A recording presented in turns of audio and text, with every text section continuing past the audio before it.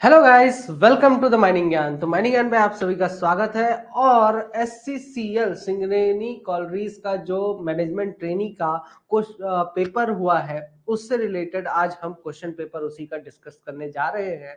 हम यह देखेंगे कि कौन से क्वेश्चन सही है, इनके कुछ प्रूफ्स देखेंगे। इसी के साथ ही हम यह भी देखेंगे कौन से क्वेश्चन पे आप ऑब्जेक्शन रेज कर सकते हैं, ताकि उन क्वेश्चंस के ग्रेस मार्क्स वगैरह जो भी देना हो तो फिर सिंगरेनी ही डिसाइड करेगा। ठीक है, तो उन क्वेश्चंस को भी देखेंगे, कौन से वैलिड है कौन से इनवैलिड है, ये क्वेश्चंस हम देखेंगे। ठीक है, तो चलिए शुरू करते हैं बिना किसी देरी के। देखिए, अब ये क्वेश्चन पेपर आपको एक चीज है कि जिसे अच्छा खासा मतलब पढ़ा है या फिर कुछ ना कुछ चीजों को फील किया है कॉन्सेप्ट बेसिस पर, तो वहां पर उसके लिए तो क्वेश्चन पेपर आसान था। ठीक है, लेकिन कहीं पर अगर आप रट के गए हैं तो वहां पे क्वेश्चन पेपर बहुत टफ हो गया है। ठीक है, तो वही चीज हम यहाँ पर देखेंगे। तो यहाँ पे जो सबसे पहला क्वेश्चन उड़ते हुए आता है आपका, यहाँ पे पूछता है the first aid room shall have a floor space of not less than dash square metres as per mine rules 1955। Mine rules 1955 के हिसाब से आपका फर्स्ट एड रूम का फ्लोर स्पेस कितने से कम नहीं होना चाहिए। तो इसका करेक्ट आंसर इसके द्वारा लिया गया है 10 मीटर स्क्वायर का बेसिकली, लेकिन आपका करेक्ट आंसर यही है। तो यहाँ पे ये चीज तो आपका करेक्ट है। ठीक है, नेक्स्ट क्वेश्चन की तरफ बढ़ते हैं। तो ये आपका माइन रूल 1955 के हिसाब से दिया गया था, तो ये आपका करेक्ट है। ठीक है, नेक्स्ट क्वेश्चन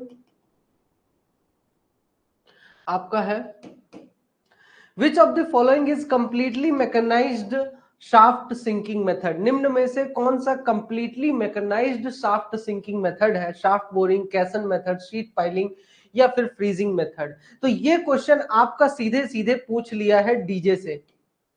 ठीक है, डीजे देशमुख से पूछा गया है। देखिए, EMT से क्लियरली ये क्वेश्चन पूछा गया है और उसमें जैसे ही आप खोलेंगे ड्रिल्ड शाफ्ट्स करके, है ना, जो टॉपिक है उस टॉपिक में बकायदा दिया है कि यह एक completely mechanized system, mechanized working है, जिसमें कि जितना का पूरा जो सिंकिंग वर्क है वो एक सीक्वेंस कंट्रोल ऑटोमेटिक मशीन के द्वारा किया जाता है। ठीक है, इसमें आपको शाफ्ट के बॉटम में किसी भी प्रकार के मैन को रखने की जरूरत नहीं होती है। एंड शाफ्ट बोरर जो है वो आपका इस प्रकार का होता है कि एक प्रकार का लार्ज टनल बोरिंग मशीन है, जिसका इस्तेमाल यहाँ पर किया जाता है फॉर ड्रिलिंग द शाफ्ट। तो यहाँ पर आपका शाफ्ट बोरिंग जो है तो शाफ्ट वर्ड जो आया है उसी को कंसिडर किया है और ये आंसर आपका करेक्ट भी है। ठीक है, चलिए नेक्स्ट क्वेश्चन की तरफ बढ़ते हैं। Which of the following laws primarily governs the flow of air in mine ventilation system? अब देखिए, यहाँ पे माइन वेंटिलेशन सिस्टम को किस लॉ के द्वारा गवर्न किया जाता है? तो ये सिंपल सा क्वेश्चन था जिसमें कि आपका बॉयल्स लॉ करेक्ट आंसर होता है। ठीक है, बॉयल्स लॉ, चार्ल्स लॉ, ये सारा पढ़ाया गया था आपका EMT में ही है, तो वहां से लिया गया है। ठीक है, तो ये बॉयल्स लॉ यहाँ पर आता है, करेक्ट आंसर है। इसके साथ ही अगला क्वेश्चन है आपका the permanent loss of any part or section of a body or the use of any part or section of a body involves. तो बेसिकली अगर बॉडी का कोई परमानेंट पार्ट का लॉस हो जाता है ना, परमानेंटली लॉस हो जाता है किसी पार्ट का, तो वो आपका बेसिकली सीरियस बॉडीली इंजरी के केस में आता है। तो यहाँ पर ये आंसर भी इसका करेक्ट लिया गया है। नेक्स्ट है which of the following is not a remote sensing technique. निम्न में से कौन सा रिमोट सेंसिंग टेक्निक नहीं है? सबसे पहला GPS, ग्लोबल पोजिशनिंग सिस्टम। उसके बाद आपका लिडार है, light detection and ranging system. उसके बाद आता है कैड।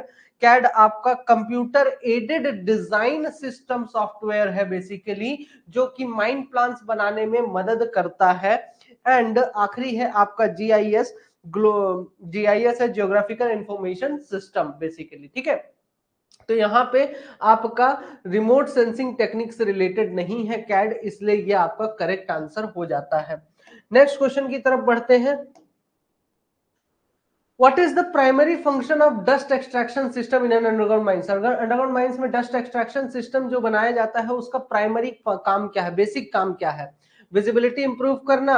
नहीं यार, विजिबिलिटी तो ठीक है इंप्रूव हो ही जाता है ऑटोमेटिकली, लेकिन यहाँ पे प्राइमरी फंक्शन पूछा है बेसिकली। तो प्राइमरी फंक्शन है एयरबोर्न डस्ट को रिमूव करना, एयर के टेम्परेचर को मेंटेन करना आप कह सकते हो, बट उतना ज्यादा नहीं आता है। गैस के लेवल्स को मॉनिटर करना ये उसका काम नहीं होता, उसका काम बेसिक जो प्राइमरी काम है उसका वो है एयरबोर्न डस्ट को रिमूव करने का काम। नेक्स्ट क्वेश्चन है which of the following terms is not related to chain serving. Chain serving से निम्न में से कौन से टर्म रिलेटेड नहीं है? तो ट्रू मेरिडियन, ऑफसेट, बेसलाइन, सर्वे स्टेशन, तो ये सब तो आपके चेन सर्विंग में आ जाते हैं, लेकिन ट्रू मेरिडियन जो है वो आपका किस में आता है? कंपास सर्वे में बेसिकली आता है। ठीक है, तो यहां पर ये करेक्ट आंसर हो जाता है, ये आपका चेन सर्विंग से रिलेटेड नहीं है। नेक्स्ट क्वेश्चन देखते हैं, Question number 8. A homogeneous formation is dealt with during exploration stage. The cores are not eroded by flushing water during the process of collection of the cores. Which type of core barrel is suitable for the above condition? अब देखिए यहाँ पे आपका बोलता है कि आपका जो जहां पर आप कोर्स कलेक्ट करने का काम कर रहे हैं, कोर बोले तो ड्रिलिंग करके, डायमंड ड्रिलिंग करके हम कोर निकाल रहे हैं ताकि हम स्ट्राटा की स्टडी कर सके। अब जो कोर निकाला जा रहा है उसके लिए आप कौन सा बैरल यूज करोगे? आप डबल ट्यूब वाला बैरल यूज करोगे या सिंगल ट्यूब वाला बैरल यूज करोगे? देखिए अब यहां पर बोल रहा है फॉर्मेशन किस प्रकार का है? होमोजीनियस फॉर्मेशन है। इसके अलावा जो दूसरी चीज यहां पे बोल रहा है कि आपका रॉक इस प्रकार का है, जो कोर निकल रहे पत्थर के वो इस प्रकार के हैं कि अगर पानी फ्लश होता है उनके चारों तरफ से तो वो खराब नहीं होते, वो वैसे के वैसे, मतलब टूट नहीं रहा है, इरोड नहीं हो रहा है। तो जब इस प्रकार का रॉक है तो उस केस में हम सिंगल ट्यूब कोर बैरल का इस्तेमाल कर सकते हैं। ये भी क्वेश्चन डायरेक्टली आपका डीजे से पूछा गया है, डीजे देशमुख ईएमटी से पूछा गया है। ठीक है, तो ये ध्यान में रखिए।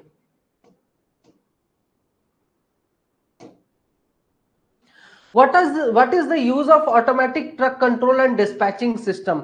ये automatic truck control and dispatching system basically है क्या? ये एक ऐसा सिस्टम है जिसमें कि आपका जो ट्रक है वो पूरी तरह से, मतलब लोडिंग अनलोडिंग, उसको डिस्पैचिंग वगैरह पूरा का पूरा ऑटोमेटिक तरीके से काम होता है। ठीक है, तो ये जो ऑटोमेटिक तरीके से पूरा का पूरा काम होता है, इसमें आपका सबसे अच्छी चीज ये है कि लोडिंग पॉइंट पे ज्यादा वेट नहीं करना पड़ता। अनलोडिंग पॉइंट पे जो अभी तक वेटिंग होता था डंपर्स का उसको रिड्यूस कर दिया इसने वेइंग ब्रिज वगैरह में। तो ये बेसिकली आपने पढ़ा है OITDS।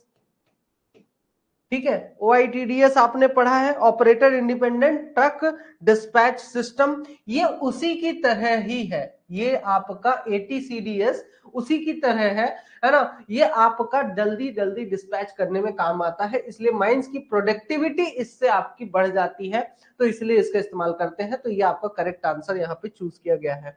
नेक्स्ट है द आउटक्रॉप ऑफ अ कोल सीम में be traced on a contour plan when. अब किसी भी कोल सीम में जो आउटक्रॉप है, ठीक है, जो आउटक्रॉप है वो आप कंटूर प्लान में देख सकते हैं क्या? किसी भी कोल सीम का आउटक्रॉप है सरफेस पे, है ना, सरफेस पे कोल सीम आपका दिख रहा है, आउटक्रॉप है, तो उसका कंटूर प्लान में अगर मैं उसे देखना चाहूं तो क्या देख सकता हूं? हाँ, लेकिन उसके लिए कब देख सकता हूं ये पूछा गया है। तो एक seam outcrops and the depth of the seam is known at different points, है ना। मतलब कि अगर मेरा ये सरफेस है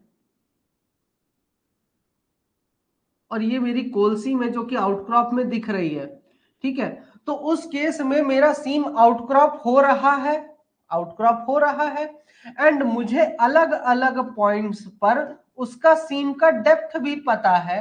तो जब मैं कंटूर प्लान बनाऊंगा ऊपर से तो इसके ये पॉइंट को पहले तो शो करूंगा, ये पॉइंट को शो करूंगा जिसका मैं RL तो दिखाऊंगा ही कम से कम, फिर इस पॉइंट का RL दिखाऊंगा, इस पॉइंट का RL दिखाऊंगा, इस पॉइंट का RL दिखाऊंगा।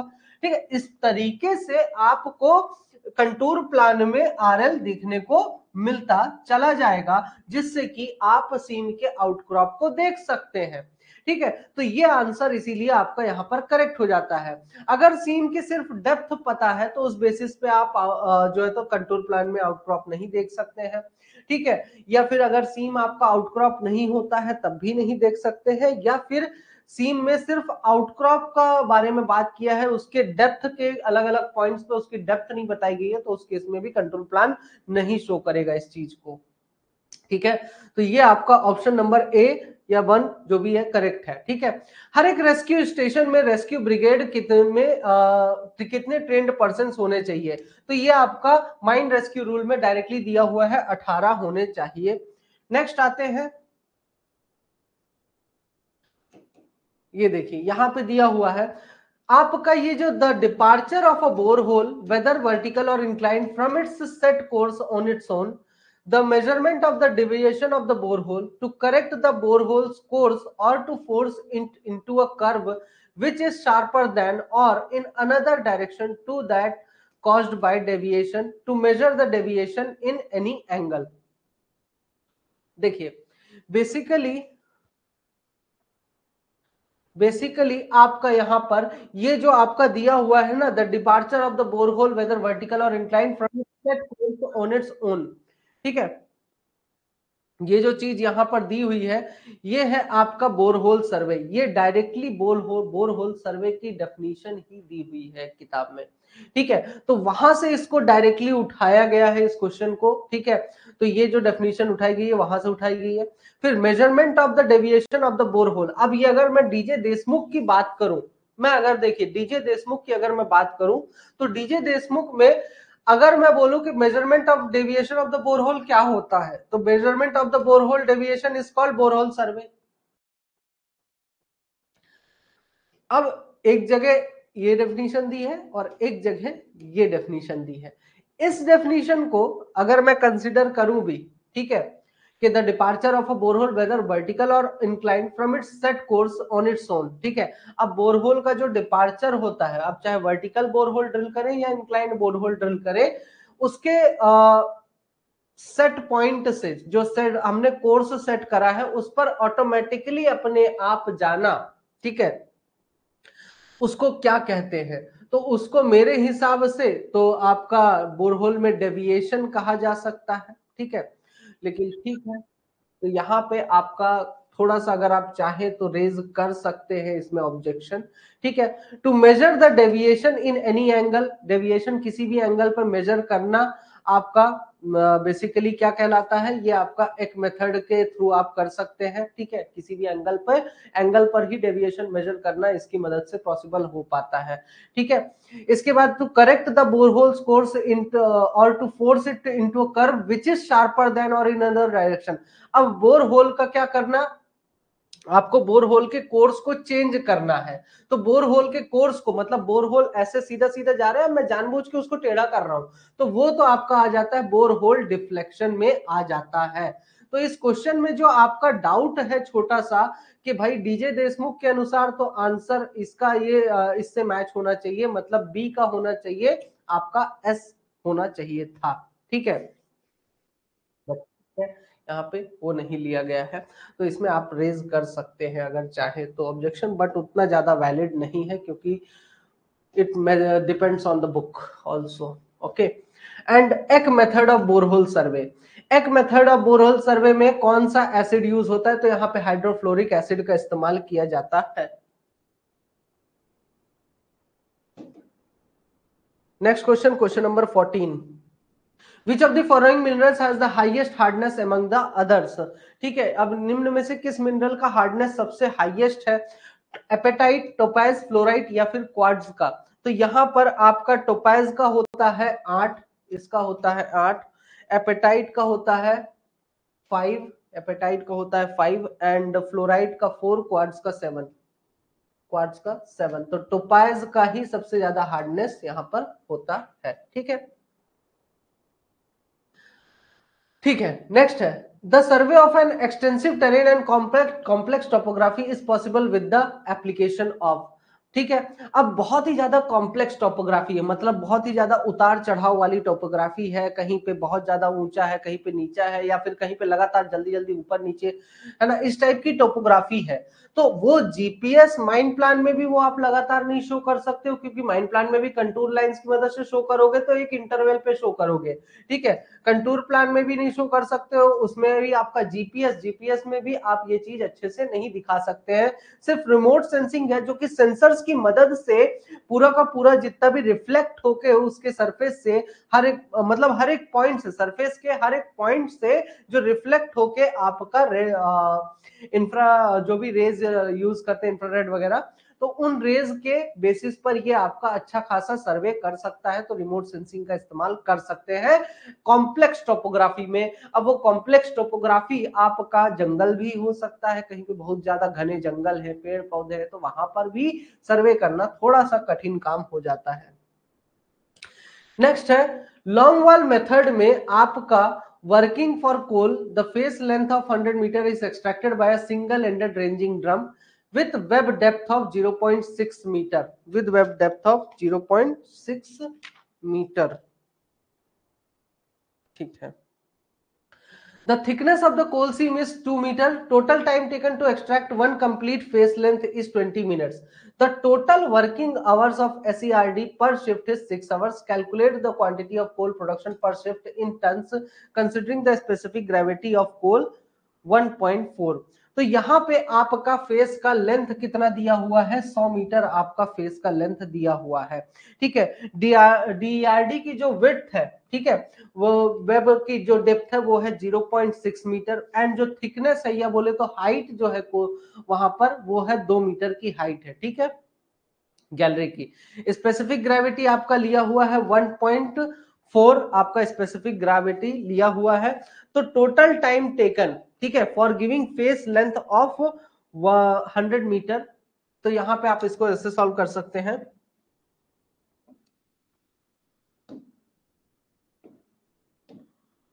टोटल टाइम टेकन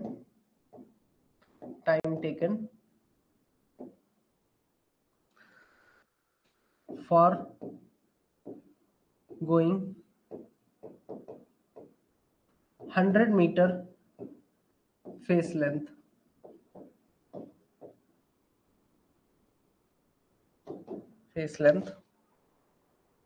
कितना टाइम लग रहा है, 20 मिनट, 20 मिनट का समय लग रहा है, ठीक है। अब इसमें आपका number of hours per shift, number of hours per shift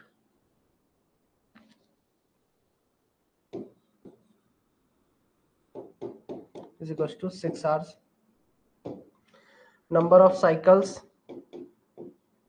कितने हो जाएंगे आपके यहाँ पे, मैं थोड़ा जल्दी जल्दी में बता रहा हूं, जिसको डाउट होगा आप बाद में कंसल्ट कर सकते हैं, ठीक है, उसका दिक्कत नहीं है। बट ये है कि जितने भी ऑब्जेक्शनेबल क्वेश्चन है मुझे वो भी बताने हैं, तो आपका यहाँ पर जहाँ पे ऑब्जेक्शन वाला होगा तो मैं वैसे ही बता दूंगा, ठीक है, तो जल्दी जल्दी में ये कर दिया जाएगा। Volume of coal per cycle, ये सॉल्यूशन है आपका, volume of coal per cycle is equals to 100 into 0.6 into 2 is equals to 120 metre cube. इतना कोल एक साइकिल में 120 क्यूबिक मीटर निकाला जा रहा है। तो टोटल वॉल्यूम 18 साइकिल्स में कितना निकालेगा, तो 18 साइकिल्स में 120 गुणे 18, ठीक है। तो quantity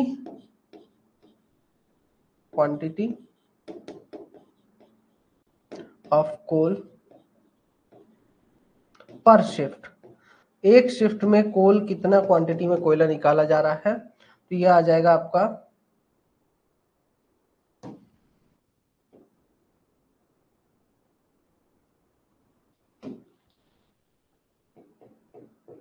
120 cubic metre equals to 2160 cubic metre, and ये आ जाएगा आपका 2160 इनटू जो भी आपका स्पेसिफिक ग्रेविटी है, तो ये हो जाएगा 3024 टन। ठीक है, ठीक है। तो यहां पे ये चीज हो जाएगा आपका, ये करेक्ट आंसर है, 3024 करेक्ट आंसर है। ठीक है, एक बार इसको देख लीजिएगा पॉज करके, या फिर आप बाद में रिकॉर्डिंग्स में देख सकते हैं। ठीक है, which of the following is not a personal safety gadget? खुद का पर्सनली जो एक सेफ्टी गैजेट होता है कौन सा नहीं है? तो सेफ्टी बेल्ट है, मास्क है, हैंड ग्लव्स है, सेफ्टी लैंप नहीं है, वो सार्वजनिक है। ठीक है, पर्सनल नहीं है। नेक्स्ट है, what which factor can influence the geothermal gradient in a region? किसी भी पर्टिकुलर जगह पे जियोथर्मल ग्रेडियंट को कौन सा फैक्टर जो है तो अफेक्ट करता है? तो बेसिकली यहाँ पे लिया है rock type, human activities, atmospheric pressure, surface vegetation. तो यहाँ पे करेक्ट आंसर हो जाता है रॉक टाइप, क्योंकि आपका जो जियोथर्मल ग्रेडियंट है वो बेसिकली जैसे जैसे डेप्थ पे जाते हैं तो टेम्परेचर बढ़ता जाता है। ठीक है, अब बिकॉज जैसे कि फॉर एग्जांपल मेटामॉर्फिक रॉक हो गए, मेटामॉर्फिक रॉक जो है तो सबसे ज्यादा डेप्थ पे पाए जाते हैं, इसलिए उनका जो हीट को होल्डिंग कैपेसिटी है, हीट का होल्डिंग कैपेसिटी बहुत ज्यादा होता है। ठीक है, तो basically igneous rock and sedimentary rock जो है तो इनके मुकाबले उसकी ज्यादा कैपेसिटी होती है। तो बेसिकली हम ऐसा कह सकते हैं कि जो रॉक टाइप है उस पर डिपेंड करता है कि आपका जियोथर्मल ग्रेडियंट कितना कितना होगा। ठीक है, ठीक है। Which of the following is a safety device used in electric power supply system? Electric power supply system में निम्न में से कौन सा सेफ्टी डिवाइस यूज होता है? ठीक है, तो आपका सर्किट ब्रेकर होता है, मंकी कैच आपका हॉलेज का है, होल्ड बैक और आइडलर आपका कन्वेयर बेल्ट में यूज होता है। ठीक है, what is a crucial feature of resuscitator used in mine rescues? Mine rescues में जो रेसिसिटेटर यूज होता है उसका सबसे बेसिक फंक्शन क्या है? तो सबसे बेसिक फंक्शन है कि वो आपका ऑक्सीजन सप्लाई करता है। सबसे बेसिक फंक्शन यही है, हार्ट रेट मेजर करना, ब्लड प्रेशर मेजर करना, टेम्परेचर मेजर करना, ये तो आजकल के आने लगे हैं मैन्युफैक्चरर के बेसिस पे, बट सबसे बेसिक फंक्शन उसका यही होता है रेसिस्टेटर का, कि ऑक्सीजन प्रोवाइड कराना किसी बेहोश व्यक्ति को जिसकी सांसें थम गई हैं। विच of the following pump has the lowest pumping capacity? अब किस पंप की सबसे लोवेस्ट पंपिंग कैपेसिटी होती है? तो वो होता है रोटो पंप। रोटो पंप बेसिकली आपका एक रोटेशनल पंप है, इसको फ्रिक्शनल पंप के नाम से भी जाना जाता है। इसकी जो कैपेसिटी होती है वो तो लेस होती है, लेकिन इसका प्रेशर बहुत ज्यादा हाई होता है, इसीलिए इस पंप का इस्तेमाल स्लरी मटेरियल ट्रांसपोर्ट करने के लिए किया जाता है। जैसे फ्लाई ऐश का वाटर के साथ मिक्स करके इसका इस्तेमाल किया जाता है ट्रांसपोर्टेशन के लिए। ठीक है, which of the following software does not use the application of GIS? GIS का एप्लीकेशन किस सॉफ्टवेयर के द्वारा नहीं यूज किया जाता है? तो वो है आपका क्लाइमेट। ठीक है, आपका जीआईएस में मतलब कि ये सरपैक हो गया, जियोस्टैट हो गया, डाटा माइन हो गया, इनका इस्तेमाल किया जाता है आपका जो भी मॉडल वगैरह तैयार करने के लिए, उसके लिए इसका इस्तेमाल किया जाता है। बाकी जो क्लाइमेट है ये बेसिकली अंडरग्राउंड माइंस के एनवायरमेंट को या माइंस के एनवायरमेंट को बेसिकली आपका मॉनिटर करने के लिए इसका इस्तेमाल किया जाता है। ठीक है, तो ये आपका जीआईएस में यूज नहीं होता है, तो ये करेक्ट आंसर हो जाता है। नेक्स्ट क्वेश्चन है आपका, select the statement working sequence of the underground board and pillar method of coal mining? Underground board and pillar method of coal mining में आपका जो वर्किंग सीक्वेंस है वो आपको बताना है। तो यहाँ पे जो वर्किंग सीक्वेंस के लिए जो स्टेटमेंट्स दिया है, डेवलपमेंट मतलब कि पूरी वर्किंग में डेवलपमेंट करना और फिर उसके बाद पिलर एक्सट्रैक्शन कर देना, ये पैनल सिस्टम ऑफ माइनिंग करना, या फिर पूरे के पूरे को एक बार में एक्सट्रैक्ट करना। ठीक है, जिसके बाद जो ब्रोकन वर्किंग्स होती है उनमें से एक्सट्रैक्शन कर लेना। अब देखिए ये जो आपका दिया हुआ है ना, इसमें आप एक तरीके से ये जो दिया है ये sequence of underground board and pillar mining method नहीं है, ये क्या है? ये क्लासिफिकेशन है कि आप किस प्रकार से board and pillar mining method कर सकते हैं। These are the classifications of board and pillar mining method.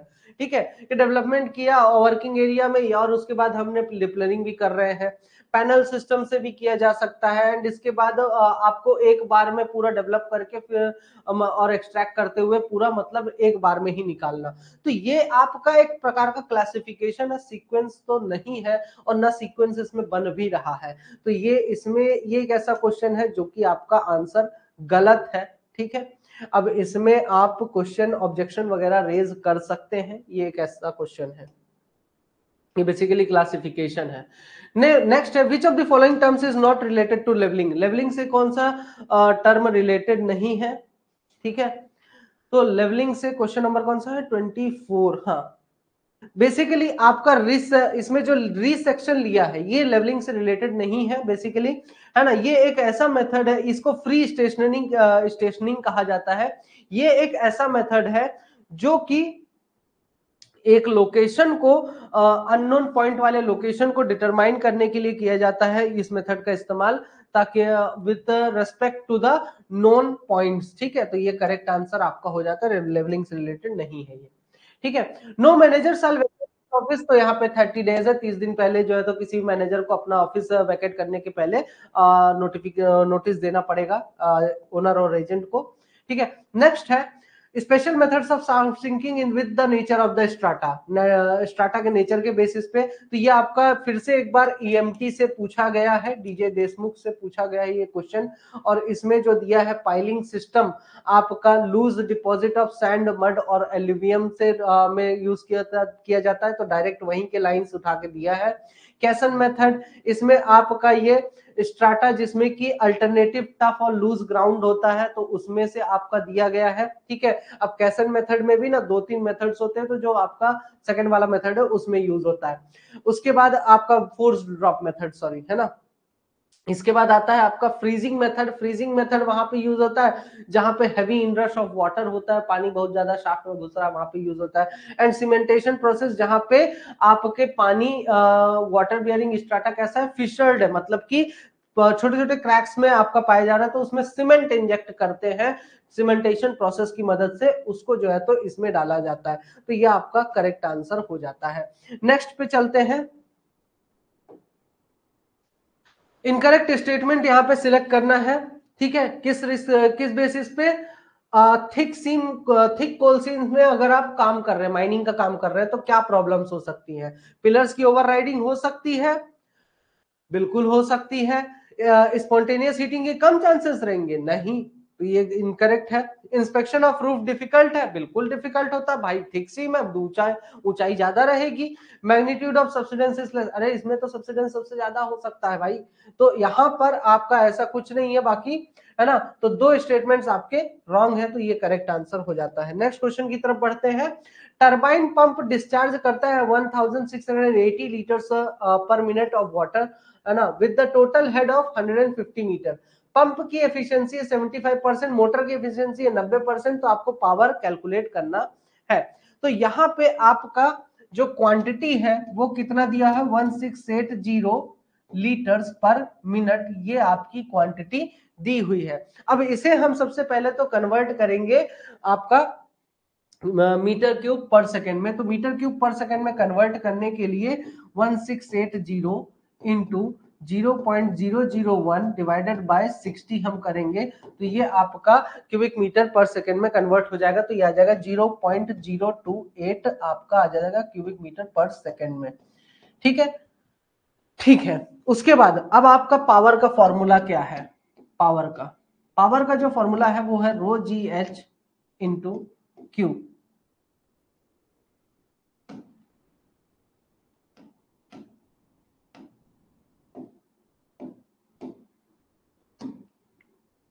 Row ji H into Q, ये आपका पावर का फॉर्मूला है। अब इसमें आपका रो हो जाएगा, जो डेंसिटी है वो है 1000, है ना, ठीक है, इंटू आपका 9.8 जी हो गया, और एच आपका यहाँ पे हो जाएगा 150, एंड क्वांटिटी हो जाएगा आपका 0.028, ठीक है। ये चीज हो गया। अब इसके बेसिस पे आपका आंसर आएगा 41202 वाट, ये आया, जो कि हो जाएगा 41.202 किलोवाट में भी लिख सकते हैं इसको। अब इसके बाद हम निकालेंगे इसका कैलकुलेट द पावर रिक्वायर्ड। अब इसके लिए पावर कितना जरूरत है, तो इसके लिए ईटा इज इक्वल टू आपका हो जाता है आउटपुट अपॉन इनपुट,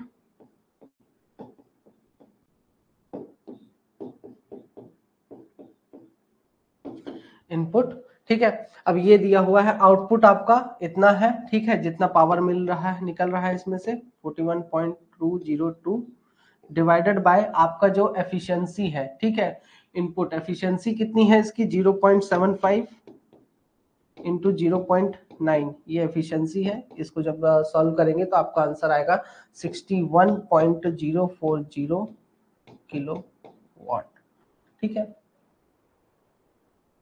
तो ये आपका यहाँ पर करेक्ट आंसर हो जाता है, ठीक है, क्योंकि किलोवाट में आंसर निकालना था इसलिए हमने इसको किलोवाट में यहाँ पे कन्वर्ट किया था, ठीक है। तो इस तरीके से इसको देख सकते हैं।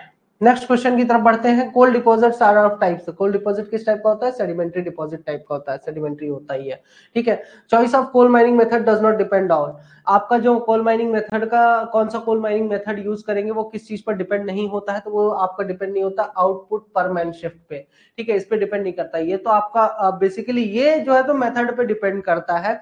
बाकी तो डेप्थ ऑफ अकरेंस इस पे डिपेंड करता है कोल माइनिंग मेथड। इसके बाद आपका ratio of overburden to coal, OB to coal का जो रेशियो होता है स्ट्रिपिंग रेशियो पे डिपेंड करता है। And dip of the coal seam इस पे भी डिपेंड करता है माइनिंग का मेथड, ठीक है। तो कौन सा कोल माइनिंग मेथड यूज करेंगे वो इस पे डिपेंड नहीं करता, आउटपुट पर मैन शिफ्ट पे डिपेंड नहीं करता है। नेक्स्ट है मैटरनिटी लीव, आपका कितने दिन का होना चाहिए माइंडसेट के अनुसार? 12 दिन का मैटरनिटी, 12 वीक्स का होता है मैटरनिटी लीव, ठीक है। नेक्स्ट क्वेश्चन है types of match the following plans which with its corresponding feature. यहाँ पे आपका जो प्लान के टाइप्स है तो सरफेस प्लान आपका ये डायरेक्टली सीएमआर से क्वेश्चन दिया गया है, ठीक है, सीएमआर 2017 से डायरेक्टली ये आपका क्वेश्चन दिया गया है। Question number 32।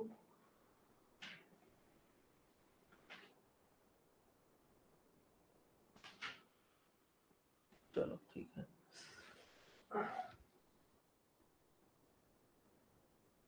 ठीक है। तो यहाँ पर आपका सरफेस प्लान में आप क्या क्या चीजें शो करते हैं? अंडरग्राउंड प्लान में, वाटर डेंजर प्लान में एंड वेंटिलेशन प्लान में। तो सिंपल सा अगर किसी नहीं भी बनता होना तो highest flood level of the area ये आपका किस में शो होता है? आपका वाटर डेंजर प्लान में बेसिकली शो होता है, ठीक है। उसके बाद अगर वेंटिलेशन प्लान की बात करें तो वेंटिलेशन प्लान में फायर फाइटिंग इक्विपमेंट शो किए जाते हैं, इनके पोजीशन शो किए जाते हैं। इसके बाद अंडरग्राउंड प्लान की बात करूं तो इसमें रेट और डिप ऑफ द स्ट्राटा का जो रेट और डिप होता है वो चीजें बताई जाती है, उसका डायरेक्शन वगैरह बताया जाता है, ठीक है। सरफेस प्लान की अगर बात करूं तो उसमें आपका सब्सिडेंस वगैरह शो किया जाता है। तो ये सिंपल सा चीज था, आपसे बन गया होगा, है ना। नेक्स्ट क्वेश्चन है क्वेश्चन नंबर 33। अब parameter is not typically included in RMR system. RMR system में कौन सा पैरामीटर इंक्लूडेड नहीं होता है? तो Q system, RQD, uniaxial compressive strength, ground water condition, ये सब इसके आरएमआर के पैरामीटर्स है।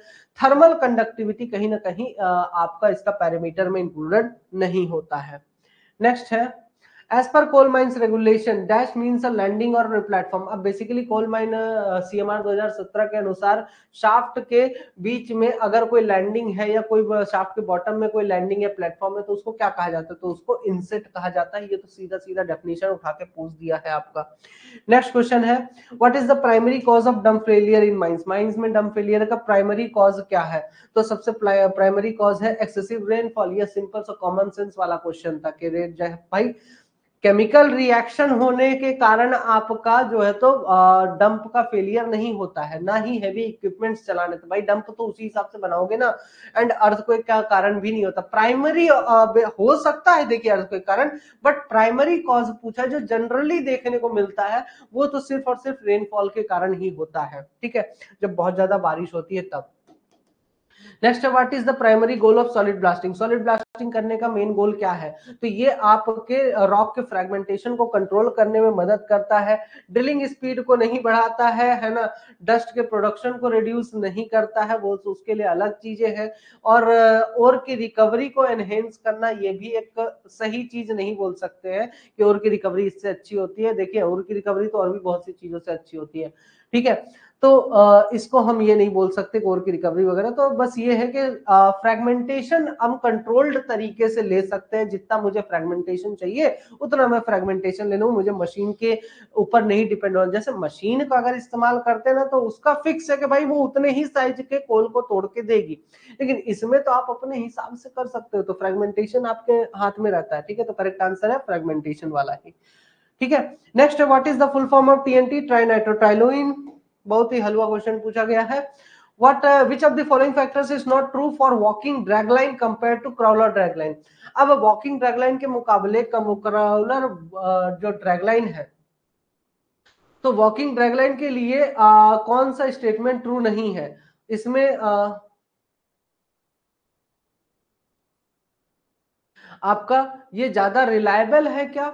बिल्कुल ये ज्यादा रिलायबल है। लो मेंटेनेंस है क्या इसमें? बिल्कुल लो मेंटेनेंस है। हायर बूम लेंथ है क्या? बिल्कुल हायर बूम लेंथ। भाई एक जगह बैठ जाता है तो इसको कोई जरूरत ही नहीं पड़ती ना, ये जो आपका वॉकिंग ड्रैगलाइन होता है, ठीक है। वहीं पे अगर क्राउलर की बात करूं तो उसकी मेंटेनेंस ज्यादा है, वॉकिंग ड्रैगलाइन की मेंटेनेंस बहुत कम है, तो इसलिए इसमें हाई मेंटेनेंस जो है तो एक ऐसा फैक्टर है जो कि ट्रू नहीं है वॉकिंग ड्रैगलाइन से। ये एक जगह बैठ के काम करता है, इसको हिलने की जरूरत नहीं पड़ती। Which of the following types of pump से is more compact and efficient? सबसे ज्यादा कॉम्पैक्ट और एफिशिएंट पंप कौन सा होता है? तो बेसिकली यहाँ पे आपका काइनेटिक पंप ही सबसे ज्यादा एफिशिएंट और कॉम्पैक्ट होता है, ठीक है। नेक्स्ट क्वेश्चन है आपका फ्लेम सेफ्टी लैंप और उसके फंक्शंस के बारे में बोला गया है। इनर गेज, उसके मतलब पार्ट्स दे दिए हैं एक साइड, और एक साइड उनका फंक्शन दे दिया गया। Inner gauge, bonnet, pillars and asbestos ring, ठीक है। तो inner gauge protects the wire gauges from damage, तो इसको वायर गेजेस को डैमेज से प्रोटेक्ट करने का काम कौन करता है? आपका बेसिकली पिलर्स करते हैं।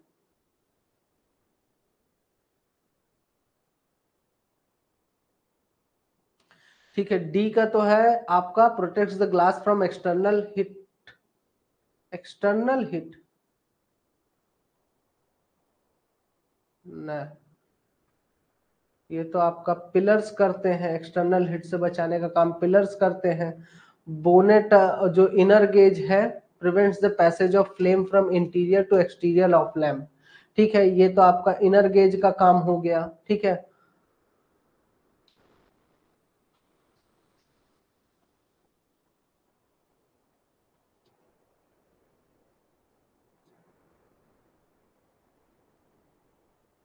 बोनेट आपका ये करता है, ठीक है। Asbestos ring prevents the gases to come outside.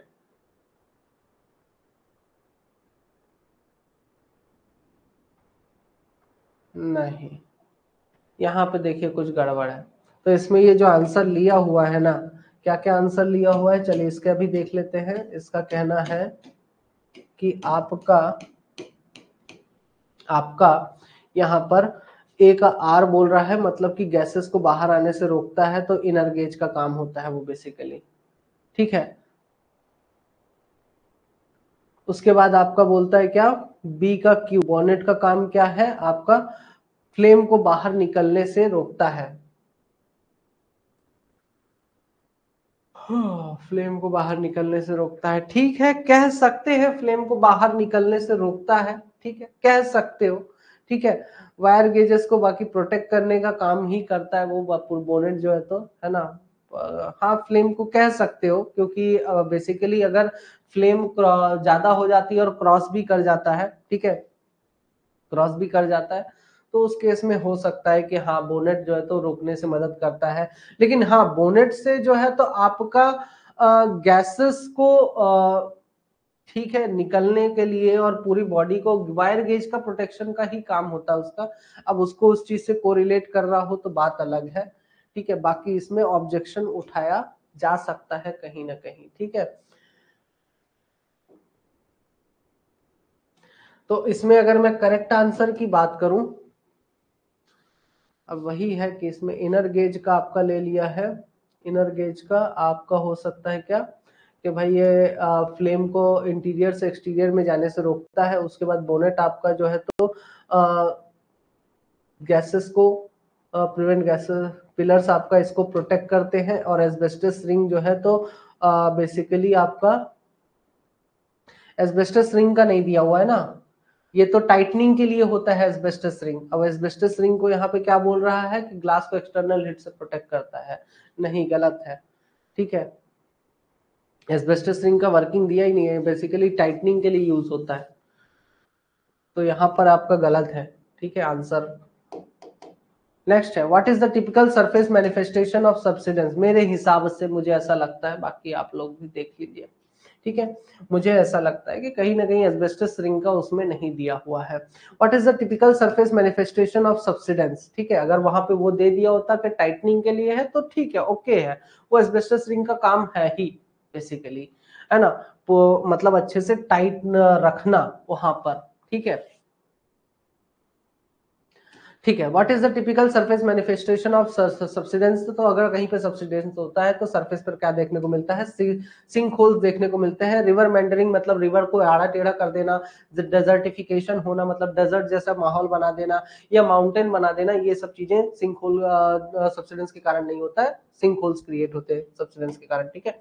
Next question है, which of the following statements about mechanised long mining powered support is incorrect, ठीक है। तो इसमें आपका कौन सा इनकरेक्ट, बेसिकली इनकरेक्ट स्टेटमेंट है mechanised long wall mining power support से। तो बेटर रूफ सपोर्ट बिल्कुल देता है। प्रोडक्टिविटी कम करता है, नहीं। मॉडरेट स्पीड ऑफ एडवांस, नहीं, ठीक है। And considering saving in man power, considerable saving in man power, बिल्कुल करता है, ठीक है। तो यहाँ पे करेक्ट आंसर है। नेक्स्ट क्वेश्चन की तरफ बढ़ते हैं, which condition must be avoided during the transportation of explosive. Explosive के ट्रांसपोर्ट के समय कौन सी कंडीशन को अवॉइड करना है। तो एम्प्टी फ्यूल टैंक्स को अवॉइड करना है, ठीक है, एक्सप्लोसिव्स के ट्रांसपोर्ट के समय, ठीक। आपका lignite fields of Neyveli are of the period of, जो लिग्नाइट फील्ड्स है नेवेली में वो किस समय की है, आपका टर्शरी पीरियड की है, तो ये भी आपका करेक्ट आंसर हो जाता है। नेक्स्ट क्वेश्चन है, the exhaust conditioner is used in. Exhaust conditioner किसमें यूज होता है, तो बेसिकली डीजल लोकोमोटिव्स में इसका इस्तेमाल किया जाता है। ट्रॉली वायर लोकोमोटिव या फिर रोप होलेज और बैटरी लोकोमोटिव्स में इसका इस्तेमाल नहीं किया जाता है एग्जॉस्ट कंडीशनर का, ठीक है। नेक्स्ट क्वेश्चन है आपका, Which of the following machines can be used to crush big sized lumps in underground coal mines? Underground coal mines में बड़े बड़े पत्थरों को तोड़ने के लिए किसका इस्तेमाल किया जा सकता है, फीडर ब्रेकर का इस्तेमाल किया जा सकता है। Next question, which type of rock is sandstone as per its origin.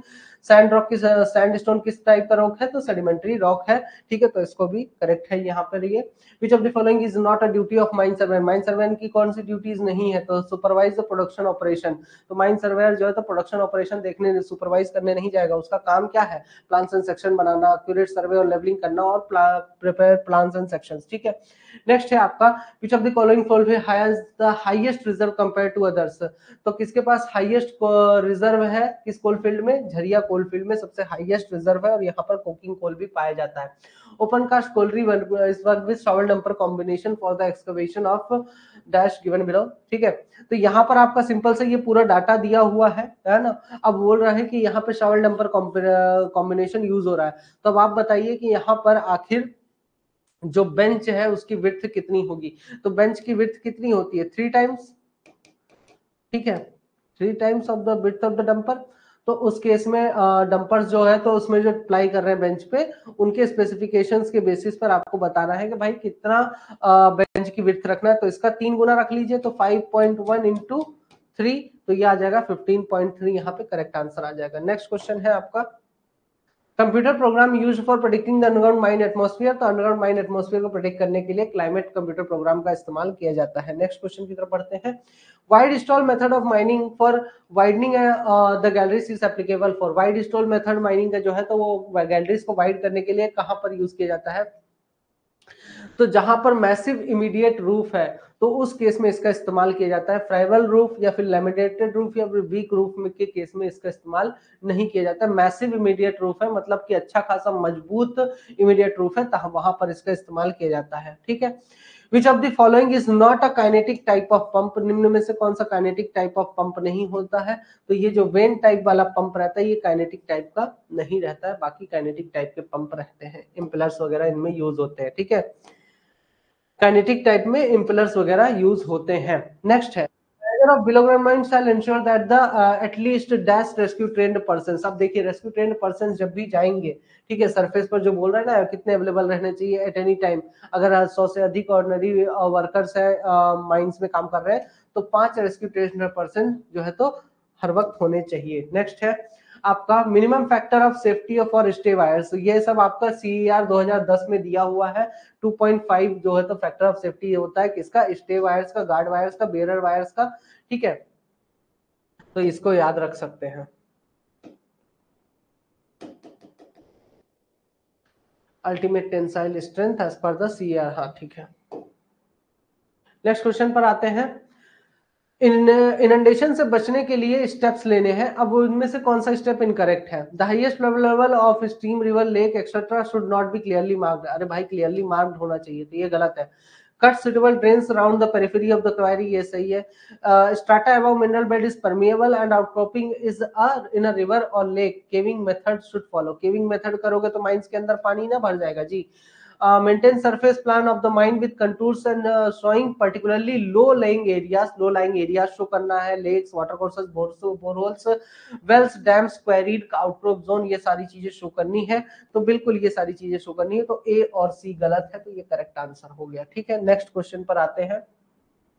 What is the role of stemming in blast design? Blast design में स्टेमिंग का क्या रोल होता है? तो ये बेसिकली जो एक्सप्लोसिव की एनर्जी है उसको दबा के रखता है ताकि अच्छा फ्रेगमेंटेशन देखने को मिले, तो इसलिए स्टेमिंग का इस्तेमाल किया जाता है। ठीक है, तो ये करेक्ट आंसर हो जाता है ऑप्शन नंबर 3। नेक्स्ट क्वेश्चन पर आते हैं आपका। Which of the following factors does not affect the resistance of Airways in mines? Mines में जो एयरवे में रेजिस्टेंस हो रहा है, हवा के चलने में जो रेजिस्टेंस हो रहा है, उसको निम्न में से कौन सी चीज अफेक्ट नहीं करती है? तो एयरवे की लेंथ, एयरवे की रफनेस, या फिर रॉक टाइप, या फिर एयरवे का डाया। तो कौन सी चीज अफेक्ट नहीं करती है? आप रॉक टाइप अफेक्ट नहीं करता, किस प्रकार का रॉक आपने यूज किया हुआ है। नेक्स्ट क्वेश्चन पर आते हैं।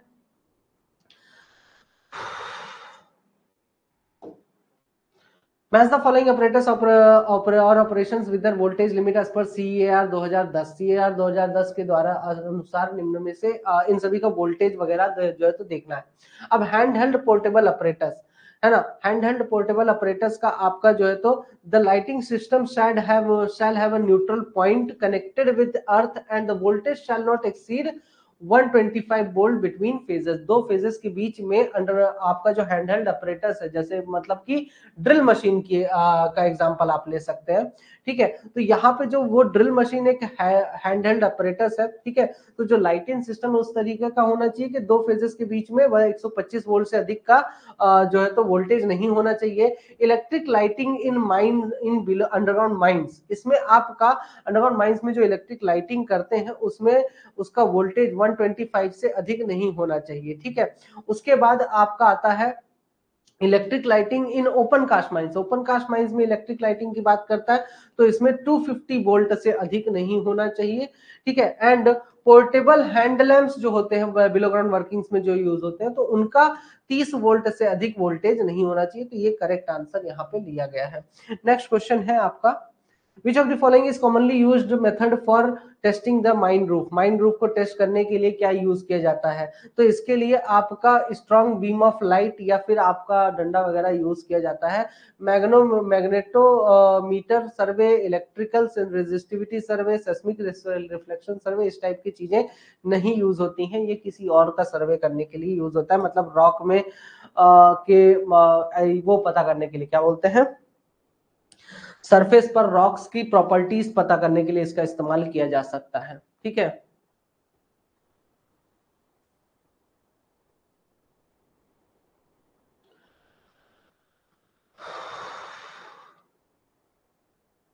नहीं, क्वेश्चन नंबर 59 नहीं, बिल्कुल नहीं, ऑब्जेक्शन नहीं रेज करना। ठीक है, यहाँ पर ये वाला क्वेश्चन का आंसर जो है तो आपका वुडन प्लैंक्स को जो है तो सिक्योरली हेल्ड किया जाता है against the side of excavation. ठीक है, तो इसका जो है तो वेजेस का इस्तेमाल किया जाता है बेसिकली इसमें। ठीक है, स्केलेटन रिंग को सस्पेंड किया जाता है ऊपर से, तो इसके लिए हैंगर्स का इस्तेमाल करते हैं। स्केलेटन रिंग्स जो यूज होती है टेम्परेरी लाइनिंग के लिए, वो बेसिकली आपका कर्ब में लगाया जाता है स्केलेटन रिंग्स को, एंड इसके साथ ही आपका आता है मतलब कि शाफ्ट के कर्व में लगाया जाता है। And each section of skeleton ring is joined together, तो ये हर एक सेक्शन जो स्केलेटन रिंग के है उसको किससे ज्वाइन किया जाता है? फिश प्लेट की मदद से ज्वाइन किया जाता है। तो ये आंसर आपका करेक्ट हो जाता है। नेक्स्ट क्वेश्चन की तरफ बढ़ते हैं। विच component of a detonator is responsible for igniting the explosive charge? Explosive charge को इग्नाइट करने के लिए डिटोनेटर का कौन सा कंपोनेंट रिस्पॉन्सिबल है? वो है आपका बेस चार्ज रिस्पॉन्सिबल है यहाँ पर।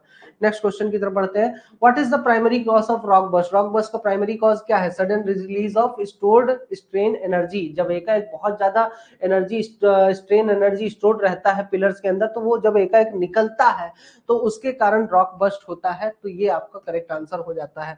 नेक्स्ट क्वेश्चन की तरफ बढ़ते हैं। When working under railway, an offset plan should be maintained on scale having RF of। ठीक है, तो ऑफसेट प्लान जो मेंटेन किया जाता है, तो सिंपल सी बात है, ऑफसेट प्लान के बारे में बहुत जगह पढ़े हैं। 1:500 के उसमें आरएफ में इस ऑफसेट प्लान बनाया जाता है।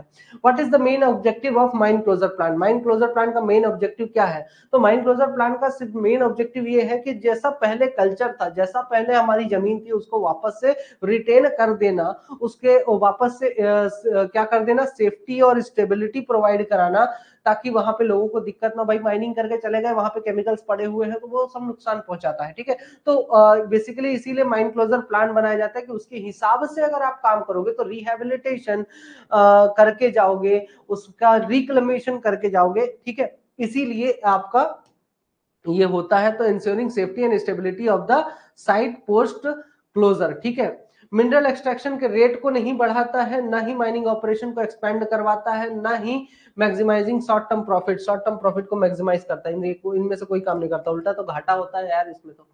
in any open cast mines the fault current is 3.3 kV or 6.6 kV system should not be more than। ठीक है, तो जो फॉल्ट का अगर 3.3 kV या 6.6 kV सिस्टम अगर माइंस में यूज हो रहा है, तो उस केस में फॉल्ट करंट कितने से अधिक नहीं होना चाहिए? तो यहाँ पर भी यह आंसर करेक्ट है, 50 एम्पियर से अधिक नहीं होना चाहिए। इसका मैं आपको बता देता हूं क्या है। इसमें रेगुलेशन नंबर 10 में दिया हुआ है CEAR के कि no if voltage more than 1100 volts and up to 11 kV then fault current should not be more than 5 amperes। ठीक है, अगर वोल्टेज आपका 1100 वोल्टेज वोल्ट से अधिक है और 11 kV से कम है, अप टू 11 kV, तो उस केस में फॉल्ट करंट जो है तो 50 एम्पियर से नहीं होना चाहिए, अधिक नहीं होना चाहिए। ठीक है, नेक्स्ट क्वेश्चन की तरफ बढ़ते हैं। अगर रूफ फ्लैट इन नेचर है तो ये सिंपल सी बात है, माइंस रूल्स में आपका दिया हुआ है। ठीक है, तो शेल्टर का जो कौन सा पार्ट है, not less then roof height of not less then, roof की हाइट कितने से कम नहीं होनी चाहिए शेल्टर में, तो 2.5 से कम नहीं होनी चाहिए। ठीक है, scale of consequence, scale of exposure वगैरह यहाँ पे दिया है। रिस्क स्कोर आपको कैलकुलेट करना है, तो 0.3 इंटू 3 इंटू 2 है ना, 0.3 इंटू 3 इंटू 2 जैसे ही करेंगे तो आपको आंसर मिल जाएगा 1.8 इज द करेक्ट आंसर। ठीक है, तो इस तरीके से रिस्क स्कोर आपका आ जाता है 1.8। ठीक है, तीनों को मल्टीप्लाई कर देना है। नेक्स्ट है building where explosives and detonators are stored are known as magazine. Next question, ऐसी बिल्डिंग जहां पर मैं स्टोर किया जाता है एक्सप्लोसिव्स को, उसको क्या कहा जाता है? मैगजीन कहा जाता है। अब देखिए ये सारे क्वेश्चन हम बहुत बार डिस्कस हो चुके हैं, इसलिए मैं जल्दी जल्दी करवा रहा हूं। अच्छा ये देखिए, ये क्वेश्चन कितना शानदार है, ये मैं कितनी ही बार नहीं पढ़ा चुका हूं, कितनी ही बार नहीं पढ़ा चुका हूं आप लोगों को, है ना।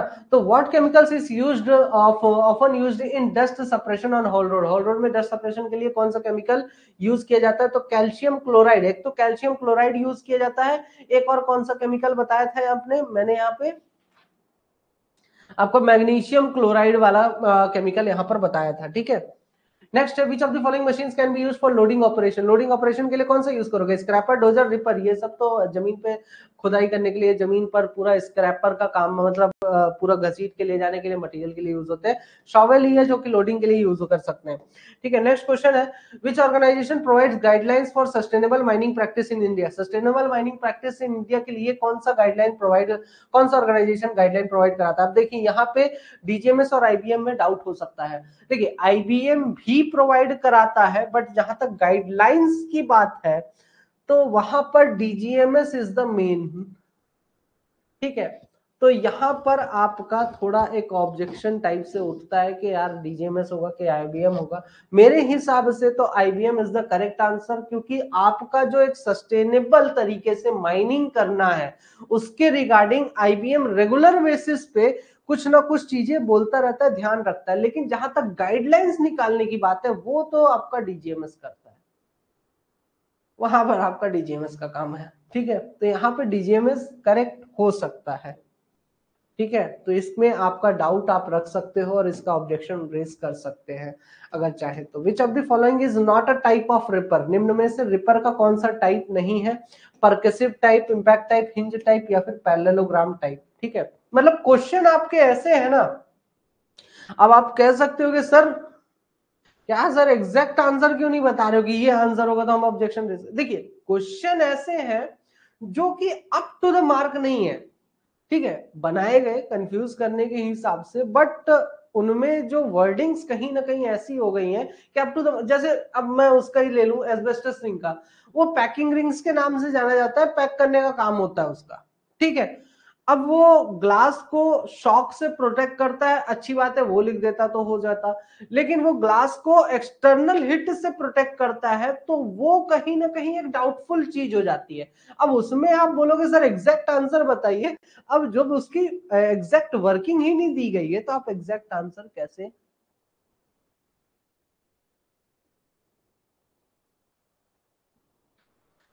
हो सकता है? ठीक है, ठीक है। Which of the following is not a type of ripper, निम्न में से रिपर कौन सा नहीं है? तो परकसिव टाइप का जो है तो वो रिपर नहीं होता है। ठीक है, इंपैक्ट टाइप का रिपर होता है आपका, हिंज टाइप का रिपर होता है, पैरेललोग्राम टाइप का रिपर होता है, बट परकसिव टाइप का रिपर नहीं होता है बेसिकली। ठीक है, अब रिपर का डिटेल्स में नहीं जाएंगे हम इतना ज्यादा। Truck dispatch system uses the application of, truck dispatch system कौन सा एप्लीकेशन यूज करता है? GPS, global positioning system, simple, control line, man mind plan, geographical plan, ये कुछ नहीं यूज करता, जीपीएस यूज करता है। Bucket wheel excavator can cut and load the strata with compressive strength of, bucket wheel इस excavator जो होता है इस कंप्रेसिव स्ट्रेंथ के साथ स्ट्राटा को कट कर सकते हैं, है ना, और लोड कर सकते हैं। अब देखिए ये क्वेश्चन ऐसा है ना, ये है आपका, अब देखिए यहाँ पे ना ऐसे क्वेश्चंस आ रहे हैं जो कि आप क्वेश्चन मतलब ऑब्जेक्शन रेज कर सकते हैं, ये मैनुअल बेस्ड क्वेश्चंस है। ठीक है, अब मैनुअल बेस्ड क्वेश्चंस में अब इनमें आप ऑब्जेक्शन उठा भी सकते हो, नहीं भी उठा सकते हो।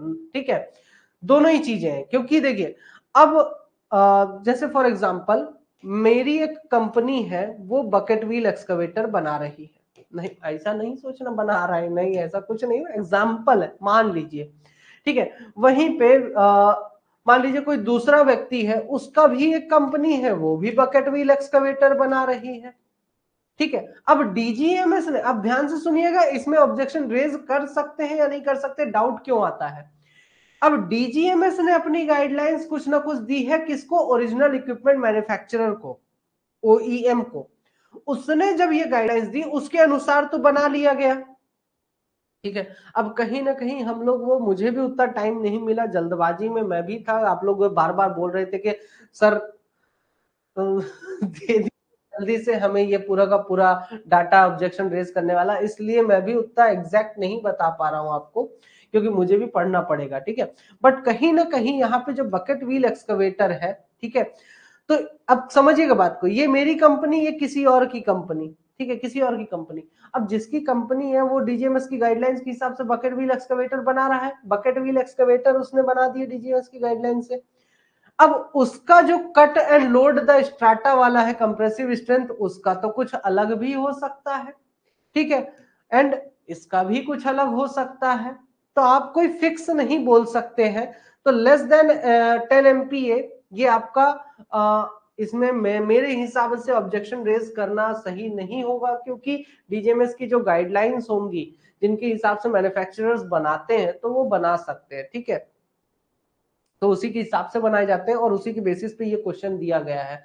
अब ये ना एकदम से पूरा माइनिंग से रिलेटेड है, बट कहीं ना कहीं वो चीज पढ़ी नहीं जाती है माइनिंग इंजीनियर्स के द्वारा। ठीक है, वो रिसर्च वाले काम में आती है। What is the impact of high rock porosity on blasting, high rock porosity का क्या इम्पैक्ट होता है ब्लास्टिंग में? तो ये बेसिकली एक्सप्लोसिव से जो गैस प्रेशर निकलता है उसको रिड्यूस करने का काम करता है। सीमांत 2017 के अनुसार वाटर इरप्शन को प्रिवेंट करने के लिए क्या यूज होता है? तो बेसिकली एनी सीम और सेक्शन बिलो अनदर सीम और सेक्शन, एनी प्लेस इन अ सीम और section which is at lower level than other place in a lower seam or section, overriding of the coal pillars। देखिए वाटर इरप्शन को prevent ये नहीं करता है, overriding of the coal pillars, ठीक है, तो ये करेक्ट आंसर यहाँ पे हो जाता है। नेक्स्ट है, Which of the following method is commonly used to calculate the heat flow in mines? Mines में heat flow को कौन सा मेथड यूज किया जाता है मेजर करने के लिए? तो वो है आपका थर्मल कंडक्टिविटी मेथड मेजरमेंट, ठीक है। Which of the following bands is not found in bituminous coal? Bituminous coal में कौन सा बैंड नहीं पाया जाता है? तो ये एकदम हलवा क्वेश्चन है, एसिड रेन, ये थोड़ी पाया जाएगा यार। नेक्स्ट क्वेश्चन है, the Brazilian test is used for tensile strength determine करने के लिए, डायरेक्ट क्वेश्चन पूछे हैं, टेंसाइल स्ट्रेंथ डिटरमाइन करने के लिए इसका इस्तेमाल किया जाता है। फॉर सेटिस्फैक्ट्री लोडिंग शामिल ऑपरेशन द वोल्टेज ड्रॉप। अब देखिए वोल्टेज ड्रॉप, अब यहाँ पे ना 95% वोल्टेज ड्रॉप, 95% वोल्टेज ड्रॉप का यहाँ पे कहने का मतलब ये है कि आपका हाँ रेगुलेशन नंबर 102 है CAR का, क्वेश्चन नंबर 59, ठीक है। वो मैं बताना भूल गया, वहां पे दिया हुआ है, मैं लिख के रखा था यार, भूल गया बताना, ठीक है। एंड ये बुक में भी है, मेरी जो बुक है ना लेजिस्लेशन, उसमें भी एडेड है, ठीक है। चलो आगे देखते हैं। तो यहाँ पे देखिए, अब ये फिर से वही वाला क्वेश्चन है, ये कौन सा है? OEM वाला, ठीक है। यहाँ पर आप रेज कर सकते हैं ऑब्जेक्शन, भाई वोल्टेज ड्रॉप जो है वो कितना मेंटेन करना चाहिए सेटिस्फैक्ट्री टाइप से, उसमें पिछले वाले में नहीं कर सकते थे, इस वाले में कर सकते हैं आप ऑब्जेक्शन रेज, ठीक है। तो शॉवेल ऑपरेशन का जो नहीं क्या बोलते हैं, वोल्टेज ड्रॉप है, मतलब कि वोल्टेज ड्रॉप आपका कंटिन्यूसली जब माइंस में, जस्ट फॉर एग्जांपल जो एक सब स्टेशन है उसने कुछ इलेक्ट्रिसिटी भेजी, उसका वोल्टेज ड्रॉप करके उसने 250 वोल्टेज भेजा, यहाँ पे उसको फिर ट्रांसफार्मर की मदद से स्टेप डाउन किया गया, 50 पे लाया गया, जो भी लाया गया, ठीक है। तो वहां पे जो वोल्टेज का ड्रॉप हो रहा है, अगर शॉवेल का ऑपरेशन करवा रहे हैं तो उस केस में जो वोल्टेज का ड्रॉप हो रहा है वो आपका बोलता है वोल्टेज ड्रॉप कितना आप मेंटेन करके चलेंगे, ठीक है। अब वो वोल्टेज ड्रॉप 95% होना चाहिए। अब ये कहीं ना कहीं डीजीएमएस के सर्कुलर के हिसाब से ही है, सर्कुलर के नहीं, गाइडलाइंस के हिसाब से जो ओईएम्स को ये देता है, ठीक है। तो आप रेज कर सकते हैं ऑब्जेक्शन, बट कहीं ना कहीं ये इनवैलिड हो सकता है, आपका ऑब्जेक्शन को इनवैलिड ठहरा जा सकता है, ठीक है। बाकी जहां था मैंने एकदम कंफर्म बोल दिया कर दो, है ना। वो फ्लेम सेफ्टी लैम्प वाला हो गया, उसके पहले आपका वो वाला हो गया, बोर्ड एंड पिलर क्लासिफिकेशन वाला दे दिया, उसमें आप डायरेक्टली ऑब्जेक्शन रेज कर सकते हो, उसमें कोई दिक्कत नहीं है। इनमें कहीं ना कहीं डाउट है ना, तो ये डाउटफुल वाला ऑप्शन भी उसमें होगा। Micro processor based control system, अब ये देखिए यहाँ पे 25 टन या उससे अधिक में बोल रहा है, ये भी वही सेम कंडीशन वाला है, OEM वाला। डंपर्स में micro processor based control system लगा होना चाहिए, तो आजकल के डंपर्स में तो यार डीजीएमएस बोल के रखा है कि लगा के रखिए, पूरा का पूरा सीपीयू से ऑपरेट होता है आपका जो डंपर होता है, ठीक है। तो ये 25 टन एंड मोर में बोल रहा है, तो ठीक है, हो सकता है, बट कुछ कंफर्म नहीं है ना। डीजीएमएस के गाइडलाइंस के अनुसार है तो है। वहीं पर नेक्स्ट आता है आपका, Which of the following underground mining machineries is not used in a thin coal seam mining practice?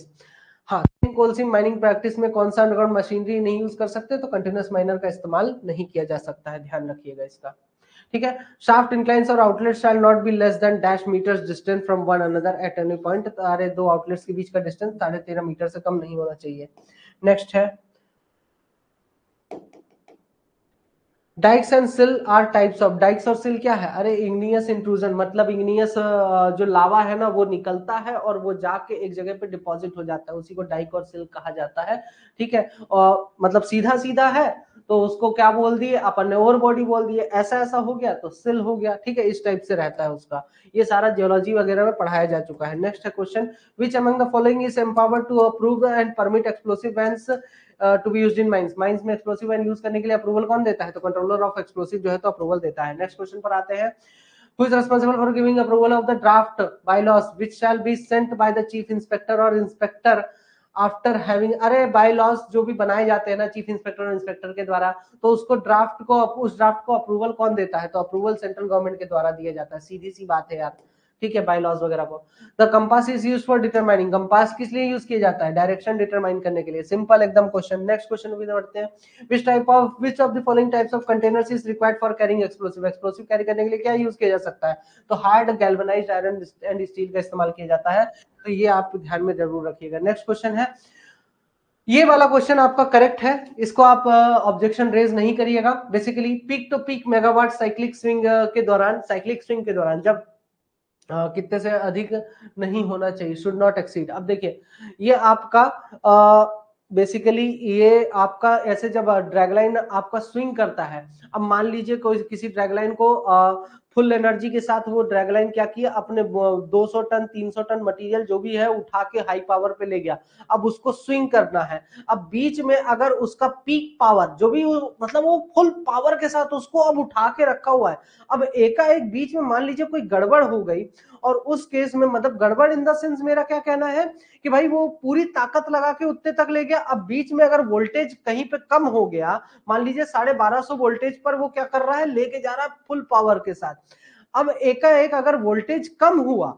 तो वो क्या होगा, वो स्विंग नहीं कर पाएगा, तब तक तो उसको ताकत चाहिए ना, तो वहां पर कहीं पर भी वोल्टेज का ड्रॉप नहीं हो सकता है। तो पीक पावर जो उसके पास होनी चाहिए, 100% पीक पावर उसके द्वारा यूज होना चाहिए, उस समय मौजूद रहना चाहिए, थोड़ा सा भी वोल्टेज का ड्रॉप नहीं होना चाहिए उसके वर्किंग टाइम पे, ठीक है, तो ये करेक्ट आंसर हो जाता है। When will the detonator will be inserted into the priming cartridge? Immediately आप before blasting के just पहले insert किया जाता है। Next है, match the following occupational hazards with their causes.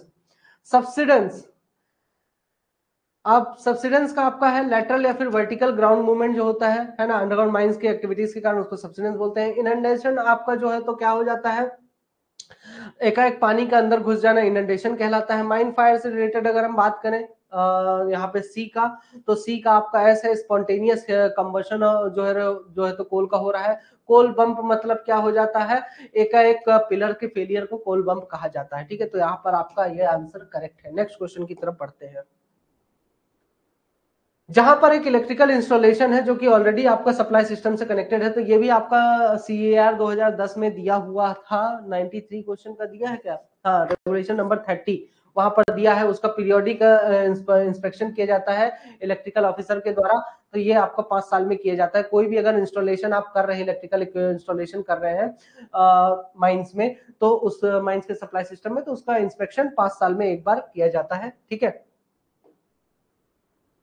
उसके बाद कोल सीम 180 मीटर डेप्थ, ये सब दिया हुआ है। Distance between centres of the pillar, यहाँ पर आपका जो है तो रेगुलेशन नंबर 111 से उठा के दे दिया है, तो इसका 30.5 करेक्ट आंसर हो जाता है। यहाँ पे आपका जो सीम की डेप्थ है वो 150 से 240 के बीच में है, ठीक है, और सीम जो आपका गैलरी की विड्थ है वो 4.2 से कम है एंड 3.6 से अधिक है, तो उस केस में आपका 30.5 हो जाता है आंसर, ठीक है। नेक्स्ट आता है, who is the chairman of the committee under section 12। Committee के चेयरमैन कौन होता है, ऐसा व्यक्ति जो गवर्नमेंट जॉब में हो और जो कि चीफ इंस्पेक्टर ना हो, ठीक है, या कोई इंस्पेक्टर ना हो, उसको जो है तो बनाया जाता है, तो करेक्ट आंसर है ये।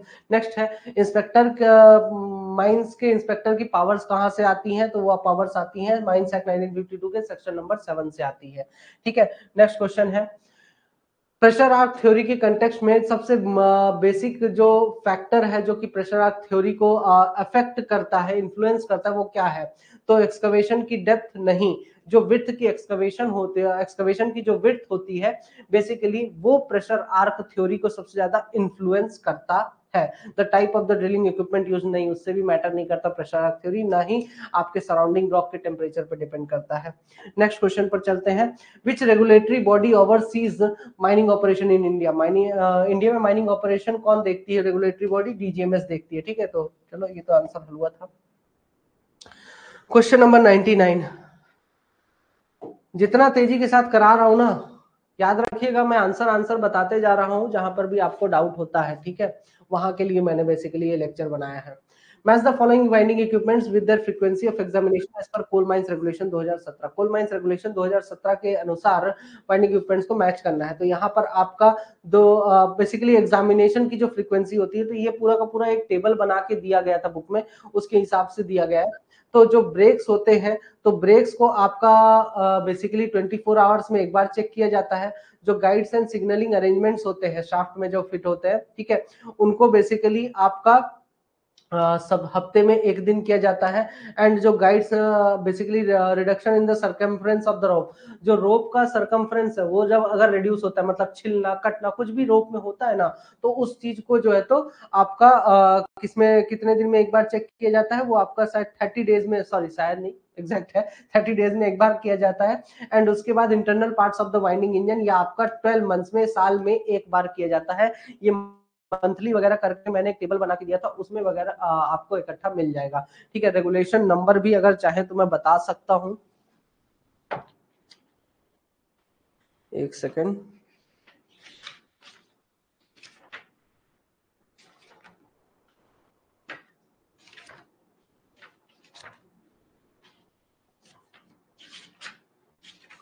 रेगुलेशन नंबर 88, रेगुलेशन नंबर 88 में ये दिया हुआ है। ठीक है, नेक्स्ट क्वेश्चन पर आते हैं।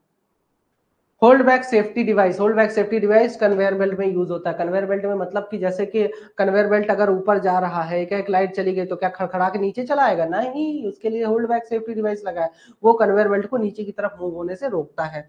ठीक है, तो ये इसी का है। ठीक है, कन्वेयर्स में यूज होता है। नेक्स्ट है the amount of direction of true dip is 1/2। ठीक है, अब इसका आंसर निकाल के दिखा देता हूं मैं। ठीक है, देखिए अब यहां पर आपका tan theta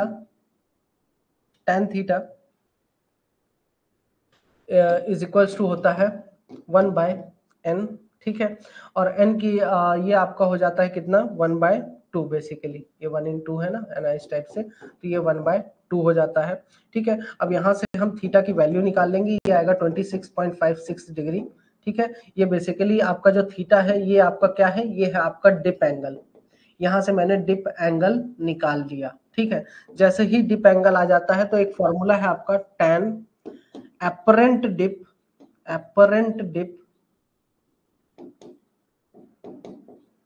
is equals to tan fall dip into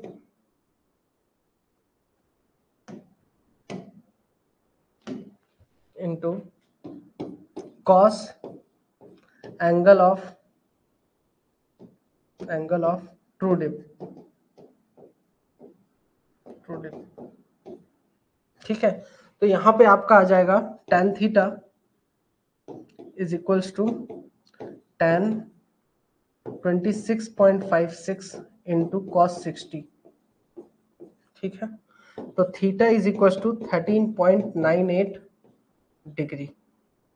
तो tan 13.98 डिग्री जब निकालेंगे तो यह आ जाएगा 0.248, जो कि किसके बराबर है, अप्रोक्सीमेटली 0.25 के बराबर है, और 0.25 कितना है, 1/4 है। इसीलिए आपका 1/4 करेक्ट आंसर यहाँ पे हो जाता है।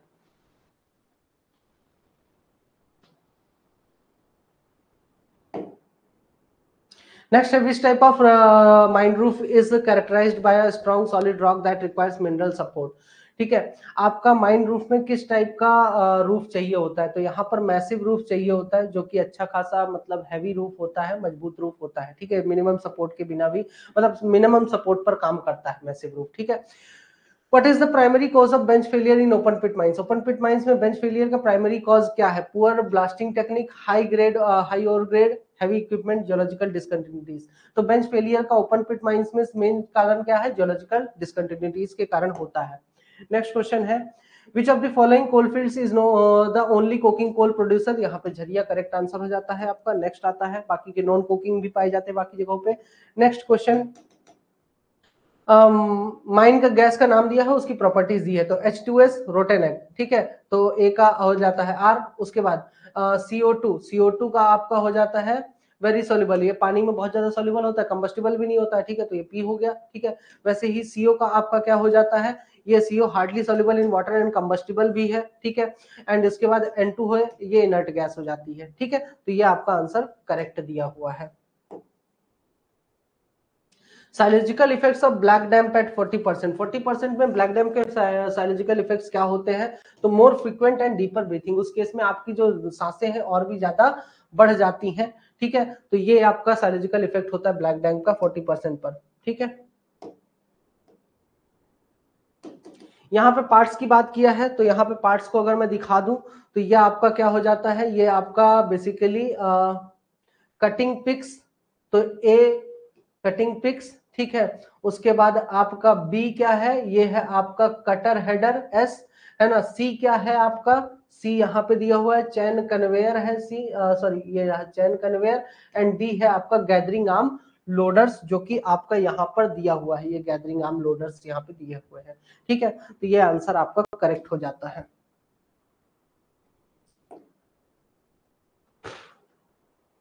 Leader shall be appointed, leader मतलब कि जो रेस्क्यू टीम का है ना, उसका लीडर एक होना चाहिए। वो लीडर कौन होता है? सुपरिटेंडेंट आपका लीडर होता है। ठीक है, माइंस रेस्क्यू रूल के अनुसार, तो ये करेक्ट आंसर है।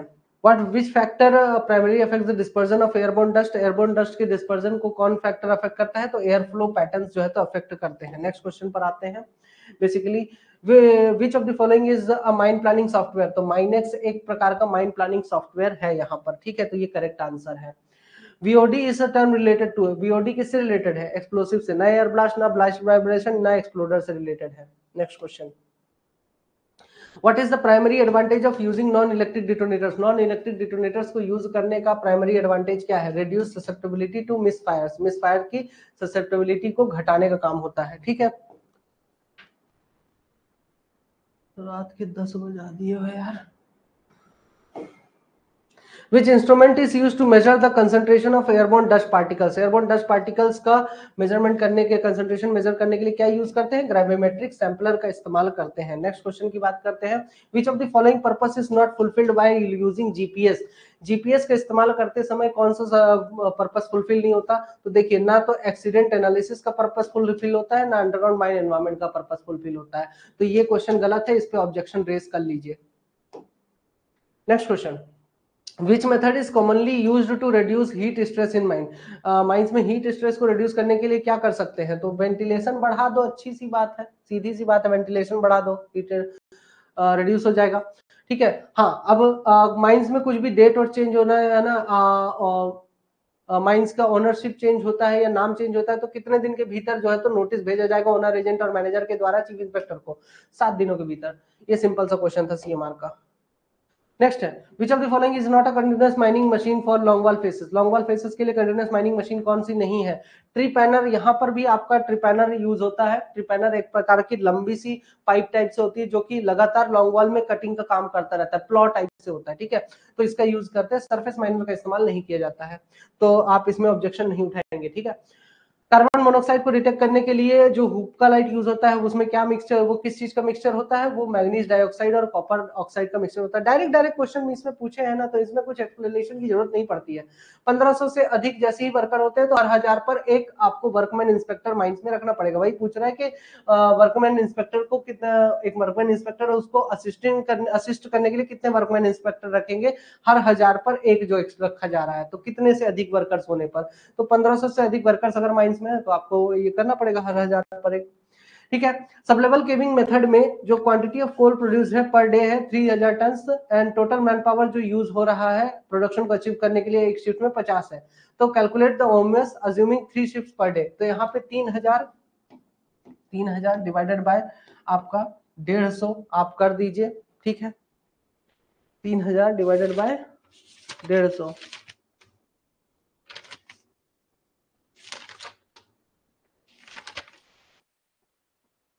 ठीक है, तो ये हो जाएगा मतलब 3 शिफ्ट का। 150 कहां से आया? ये 3 शिफ्ट का आया। 50 प्लस 50, 3 शिफ्ट बोला है ना, प्लस 50, तो ये हो गया आपका 20 OMS। ठीक है,